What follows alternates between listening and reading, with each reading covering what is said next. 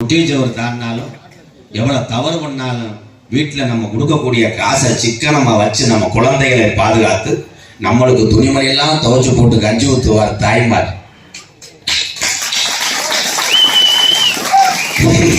இதுல கைதட்டாளு கூட நாளைக்கு இருக்கடி வேடிக்கை.